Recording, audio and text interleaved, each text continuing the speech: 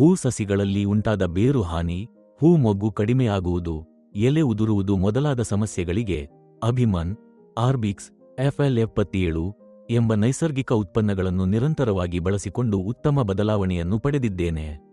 ವಿಶೇಷವಾಗಿ ಚಳಿಗಾಲದಲ್ಲಿಯೂ ನಿರಂತರವಾಗಿ ಹೂ ಉತ್ಪಾದನೆ ದೊರೆತು ಇತರ ರೈತರಿಗೆ ಹೂ ಇಲ್ಲದ ಸಮಯದಲ್ಲಿಯೂ ಪ್ರತಿದಿನ 2 ರಿಂದ 3 ಕಿಲೋವರೆಗೆ ಹೂಗಳನ್ನು ಕೊಯ್ಯುತ್ತಿದ್ದೇನೆ.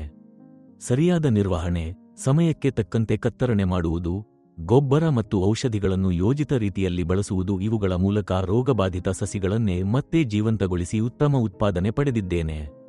ಕೆಲವು ಸಂದರ್ಭಗಳಲ್ಲಿ 1 ಕಿಲೋ ಹೂವು 50 ರೂಪಾಯಿರಿಂದ 100 ರೂಪಾಯಿಗೆ ಮಾತ್ರ ಮಾರಾಟವಾಗುತ್ತದೆ. ಆದರೆ ಚಳಿಗಾಲದಲ್ಲಿ 1 ಕಿಲೋ ಹೂವು 2000 ರೂಪಾಯಿರಿಂದ 2500 ರೂಪಾಯಿವರೆಗೆ ಬೆಲೆ ಪಡೆಯುತ್ತದೆ. ನಮಸ್ಕಾರ ಸರ್, ನಾನು ಮದುರೈ ಜಿಲ್ಲೆ ಉಸಿಲಂಪಟ್ಟಿ ತಾಲ್ಲೂಕಿನ ನರಸಿಂಗಪುರಂ ಗ್ರಾಮದ ಮುತ್ತುಕುಮಾರ್. ನನಗೆ ಒಟ್ಟು 2 ಎಕರೆ ಜಮೀನು ಇದೆ. ಅದರಲ್ಲಿ 1 ಎಕರೆ 50 ಸೆಂಟ್ ಪ್ರದೇಶದಲ್ಲಿ ಮಲ್ಲಿಗೆ ಮತ್ತು ಪಾಳ್ ಮಲ್ಲಿಗೆ ಹೂ ಸಸಿಗಳನ್ನು ಬೆಳೆಸುತ್ತಿದ್ದೇನೆ. ನಮ್ಮ ಪ್ರದೇಶದಲ್ಲಿ ಮಲ್ಲಿಗೆ, ಪಿಚ್ಚಿ ಹೂಗಳು ತುಂಬಾ ಪ್ರಸಿದ್ಧವಾಗಿವೆ. ಅದರ ನಂತರ ತೆಂಗಿನಕಾಯಿ ಬೆಳೆ ಹೆಚ್ಚು ಕಾಣಿಸುತ್ತದೆ. ಕೃಷಿಯ ಜೊತೆಗೆ ನಾನು ಕಟ್ಟಡ ಕಾಮಗಾರಿಯನ್ನು ಮಾಡುತ್ತೇನೆ. ಮೇಸ್ತ್ರಿ ಕೆಲಸ ಮತ್ತು ಸ್ವತಂತ್ರ ಕಟ್ಟಡ ಒಪ್ಪಂದ ಕೆಲಸಗಳನ್ನು ನೋಡಿಕೊಳ್ಳುತ್ತೇನೆ. ಅದೇ ಸಮಯದಲ್ಲಿ ಹೂ ಬೆಳೆಗಾರಿಕೆಯನ್ನು ಮುಂದುವರಿಸಿಕೊಂಡಿದ್ದೇನೆ. ನನ್ನ ಹೂ ಸಸಿಗಳಲ್ಲಿ ಕೆಲವು 15 ವರ್ಷದ ಹಳೆಯವು, ಕೆಲವು 5 ವರ್ಷದವು. ಈ ವರ್ಷ ನೆಟ್ಟ 3 ವರ್ಷದ ಮಲ್ಲಿಗೆ ಸಸಿಗಳು ಇವೆ. ಹೂ ಬೆಳೆಗಳಿಗೆ 6 ತಿಂಗಳ ಚಳಿಗಾಲದಲ್ಲಿ ಉತ್ತಮ ಬೆಲೆ ಸಿಗುತ್ತದೆ. ಆ ಸಮಯದಲ್ಲಿ 1 ಕಿಲೋ ಹೂವು 2000 ರೂಪಾಯಿರಿಂದ 2500 ರೂಪಾಯಿವರೆಗೆ ಮಾರಾಟವಾಗುತ್ತದೆ. ಕನಿಷ್ಠ 1000 ರೂಪಾಯಿ ಸಿಗುತ್ತದೆ. ಆ ಸೀಸನ್ನಲ್ಲಿ ತಿಂಗಳಿಗೆ 70,000 ರೂಪಾಯಿರಿಂದ 80,000 ರೂಪಾಯಿವರೆಗೆ ಆದಾಯ ಬರುತ್ತದೆ. ಖರ್ಚುಗಳು ಹೆಚ್ಚಿದ್ದರೂ ಸರಿಯಾದ ನಿರ್ವಹಣೆಯಿಂದ ಉತ್ತಮ ಬೆಳವಣಿಗೆ ಮತ್ತು ಆದಾಯ ಸಿಗುತ್ತದೆ. ನಾವು ಹೆಚ್ಚಾಗಿ ಕಳೆ ಗೊಬ್ಬರ, ಕಡಲೆಪಿಂಡಿ, ಬೇವು ಪಿಂಡಿ ಮುಂತಾದ ನೈಸರ್ಗಿಕ ಗೊಬ್ಬರಗಳನ್ನು ಬಳಸುತ್ತೇವೆ.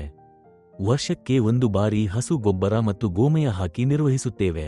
ನಂತರ ಅಗತ್ಯಕ್ಕೆ ಅನುಗುಣವಾಗಿ ರಾಸಾಯನಿಕ ಗೊಬ್ಬರಗಳ ಜೊತೆಗೆ ನೈಸರ್ಗಿಕ ಔಷಧಿಗಳನ್ನು ಸೇರಿಸಿ ಬಳಸುತ್ತೇವೆ. ಎರಡನ್ನೂ ಸರಿಯಾದ ಪ್ರಮಾಣದಲ್ಲಿ ಬಳಸಿದಾಗ ಮಾತ್ರ ಉತ್ತಮ ಫಲಿತಾಂಶ ಸಿಗುತ್ತದೆ. ಸಸಿಗಳನ್ನು ಸರಿಯಾಗಿ ಕತ್ತರಿಸಿ ನಿರ್ವಹಿಸುವುದರಿಂದ ಅವು ಆರೋಗ್ಯವಾಗಿದ್ದು ನಿರಂತರವಾಗಿ ಹೂ ಕೊಡುತ್ತವೆ. ಅಭಿಮನ್ ಬಗ್ಗೆ ಮೊದಲು ನನ್ನ ಸ್ನೇಹಿತನ ಮೂಲಕ ತಿಳಿದುಕೊಂಡೆ. ಅವನು ಹೇಳಿದ ನಂತರ APKS ಆರ್ಗ್ಯಾನಿಕ್ಸ್ ಸಂಸ್ಥೆಯನ್ನು ಸಂಪರ್ಕಿಸಿ ಔಷಧಿಯನ್ನು ಖರೀದಿಸಿ ಬಳಸಲು ಆರಂಭಿಸಿದ್ದೇವೆ. ಆರಂಭದಲ್ಲಿ ಸ್ವಲ್ಪ ಅನುಮಾನ ಇದ್ದರೂ ನಿರಂತರವಾಗಿ ಬಳಸಿದ ನಂತರ ಉತ್ತಮ ಬದಲಾವಣೆ ಕಂಡುಬಂತು. ಮೊದಲಿಗೆ ಇತರರ ಮೂಲಕ ಖರೀದಿಸಿ ಬಳಸುತ್ತಿದ್ದೆವು. ಕಳೆದ 2 ವರ್ಷಗಳಿಂದ ನಿರಂತರವಾಗಿ ಬಳಸುತ್ತಿದ್ದೇವೆ. ಈಗ ನೇರವಾಗಿ ಖರೀದಿಸಿ ಬಳಸುತ್ತಿದ್ದೇವೆ. ಅಭಿಮನನ್ನು ನೀರಿನಲ್ಲಿ ಬೆರೆಸಿ ಪ್ರತಿಯೊಂದು ಸಸಿಗೂ 1 ಲೀಟರ್ ಪ್ರಮಾಣದಲ್ಲಿ ಹಾಕುತ್ತೇವೆ. 200 ಲೀಟರ್ ನೀರಿನ ಟ್ಯಾಂಕ್ನಲ್ಲಿ ಬೆರೆಸಿ ಸಸಿಗಳಿಗೆ ಕೊಡುತ್ತೇವೆ. ಇದನ್ನು ಬಳಸಿದ ನಂತರ ಬೇರುಗಳ ಬೆಳವಣಿಗೆ ತುಂಬಾ ಉತ್ತಮವಾಗಿದೆ. ಸಸಿಗಳಲ್ಲಿದ್ದ ದುರ್ಬಲತೆ ಕಡಿಮೆಯಾಯಿತು. ರೋಗದ ಹಾನಿ ಒಂದು ಮಟ್ಟಿಗೆ ನಿಯಂತ್ರಣಕ್ಕೆ ಬಂತು. ಒಣಗಿದ ಸಸಿಗಳು ಮತ್ತೆ ಚಿಗುರಲು ಆರಂಭಿಸಿವೆ. ಎಲೆಗಳು ಹಸಿರಾಗಿವೆ. ಬೇರು ಹುಳುವಿನ ಹಾನಿ ಕಡಿಮೆಯಾಗಿದೆ. ಹಿಂದೆ ಕೆಲವು ಸಸಿಗಳು ಸಂಪೂರ್ಣವಾಗಿ ಎಲೆ ಕಳೆದುಕೊಂಡು ಕೇವಲ ಕಡ್ಡಿಯಂತಾಗಿದ್ದವು. ಕೆಲವು ಸಸಿಗಳಲ್ಲಿ ಮೊಗ್ಗು ಒಣಗಿ ಸತ್ತು ಹೋಗಿತ್ತು. ಅಂತಹ ಸುಮಾರು 20 ಸಸಿಗಳು ಇದ್ದವು. ಆ ಸಸಿಗಳನ್ನು ಕತ್ತರಿಸಿ ಮತ್ತೆ ಬೆಳೆಯುವಂತೆ ಮಾಡಿ ನಿರಂತರವಾಗಿ ಅಭಿಮನ್ ಹಾಕಿ ನಿರ್ವಹಿಸಿದ್ದೇವೆ. ಈಗ ಆ ಸಸಿಗಳು ಮತ್ತೆ ಚಿಗುರಿ ಮೊಗ್ಗು ಕಟ್ಟಿಕೊಂಡು ಉತ್ತಮ ಹೂ ಉತ್ಪಾದನೆ ನೀಡುತ್ತಿವೆ. ಬೇರು ದುರ್ಬಲತೆ ಮತ್ತು ಬೇರು ಹುಳು ಸಮಸ್ಯೆಗಳಿಗೆ ಅಭಿಮನ್ ತುಂಬಾ ಉಪಯುಕ್ತವಾಗಿದೆ. ಅಭಿಮನ್ ಹಾಕಿದ 15 ದಿನಗಳ ನಂತರ ಆರ್ಬಿಕ್ಸ್ ಬಳಸುತ್ತೇವೆ. ಆರ್ಬಿಕ್ಸ್ ಬಳಸಿದ ನಂತರ ಹೂ ಮೊಗ್ಗುಗಳು ಹೆಚ್ಚು ಬರುತ್ತವೆ. ಹೂಗಳ ಗಾತ್ರ ಹೆಚ್ಚಾಗುತ್ತದೆ. ಸಸಿಗಳು ಹಸಿರಾಗಿ ಚೆನ್ನಾಗಿ ಬೆಳೆಯುತ್ತವೆ. ಹೂ ಗುಚ್ಛಗಳು ಹೆಚ್ಚಾಗುತ್ತವೆ. ಮೊಗ್ಗುಗಳು ಚೆನ್ನಾಗಿ ಕಟ್ಟುತ್ತವೆ. ಇದರಿಂದ ಹೂ ಉತ್ಪಾದನೆ ನಿರಂತರವಾಗಿ ಉತ್ತಮ ಮಟ್ಟದಲ್ಲಿ ಸಿಗುತ್ತದೆ. FL77 ಔಷಧಿಯನ್ನು 15 ದಿನಗಳಿಗೆ ಒಮ್ಮೆ ಸ್ಪ್ರೇ ಮಾಡುತ್ತೇವೆ. 16 ಲೀಟರ್ ನೀರಿನ ಟ್ಯಾಂಕ್ಗೆ 200 ಮಿಲಿ FL77 ಬೆರೆಸಿ ಸ್ಪ್ರೇ ಮಾಡುತ್ತೇವೆ. ಪ್ರತಿ ಸಾರಿ 5 ಟ್ಯಾಂಕ್ಗಳವರೆಗೆ ಸಿಂಪಡಿಸುತ್ತೇವೆ. ಇದನ್ನು ಬಳಸಿದ ನಂತರ ಹೂ ಮೊಗ್ಗುಗಳು ದೊಡ್ಡದಾಗುತ್ತವೆ. ಹೂ ಗುಚ್ಛಗಳು ಉತ್ತಮ ಪ್ರಮಾಣದಲ್ಲಿ ಬರುತ್ತವೆ. ಸಸಿಗಳಲ್ಲಿ ಹೊಸ ಮೊಗ್ಗುಗಳು ನಿರಂತರವಾಗಿ ಮೂಡುತ್ತವೆ. ಹೂಗಳ ಗುಣಮಟ್ಟ ಮತ್ತು ಗಾತ್ರ ಉತ್ತಮವಾಗುತ್ತದೆ. ಈ ಔಷಧಿಗಳನ್ನು ಬಿಸಿಲಿನ ಸಮಯದಲ್ಲಿ ಸಿಂಪಡಿಸಬಾರದು. ಸಂಜೆ ನೀರು ಹಾಕಿದರೆ ಮುಂದಿನ ದಿನ ಬೆಳಿಗ್ಗೆ ಔಷಧಿ ಸಿಂಪಡಿಸಬೇಕು, ಅಥವಾ ಬೆಳಿಗ್ಗೆ ನೀರು ಹಾಕಿದರೆ ಸಂಜೆ ಔಷಧಿ ಸಿಂಪಡಿಸಬೇಕು. ಈ ಔಷಧಿಗಳಲ್ಲಿ ಸೂಕ್ಷ್ಮಜೀವಿಗಳು ಇರುವುದರಿಂದ ಬಿಸಿಲಿನಲ್ಲಿ ಸಿಂಪಡಿಸಿದರೆ ಅದರ ಪರಿಣಾಮ ಕಡಿಮೆಯಾಗುತ್ತದೆ.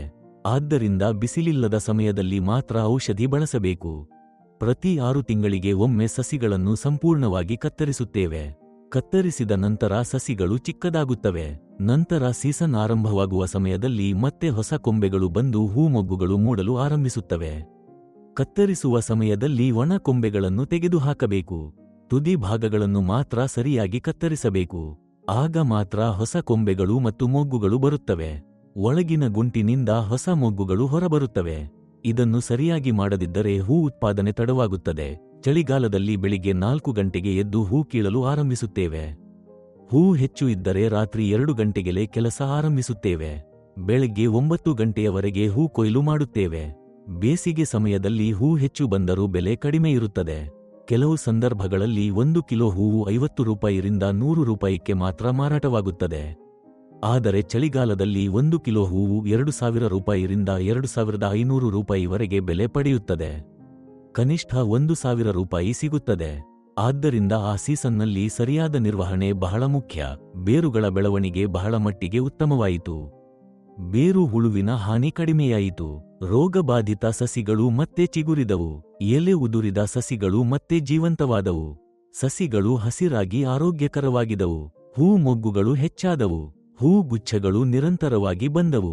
ಹೂಗಳ ಗಾತ್ರ ದೊಡ್ಡದಾಯಿತು. ಚಳಿಗಾಲದಲ್ಲಿಯೂ ನಿರಂತರ ಹೂ ಉತ್ಪಾದನೆ ದೊರಕಿತು.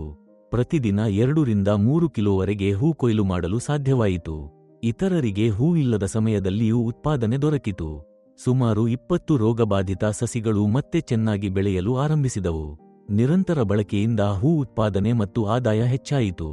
ನೈಸರ್ಗಿಕ ರೀತಿಯಲ್ಲಿ ಸಸಿಗಳ ಆರೋಗ್ಯ ಉತ್ತಮವಾಯಿತು. ಸರಿಯಾದ ನಿರ್ವಹಣೆ ಮತ್ತು ಔಷಧಿ ಬಳಕೆಯಿಂದ ಸೀಸನ್ ನಾವು ಉತ್ತಮ ಉತ್ಪಾದನೆ ದೊರಕಿತು.